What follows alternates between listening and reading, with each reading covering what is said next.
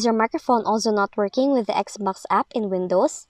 If that's the case, this is how you can fix your microphone not working in the Xbox app. So for the first fix, run the Windows troubleshooter for recording audio. To do that, open Control Panel, select Troubleshooting, click View All, click Recording Audio, select Next, choose a microphone to troubleshoot, click Next, then select Apply this fix for troubleshooting suggestions. Now to ensure headset microphone or other mic device is connected properly, try plugging it to an alternative port. Then if it supports USB and jack connections, connect it with your PC's jack port instead of the USB alternative. Lastly, make sure your microphone access is allowed for the Xbox app.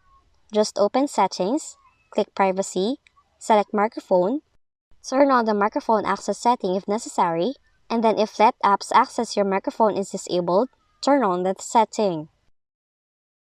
Now you have to scroll down and click the toggle switch for the Xbox app to turn on its mic access.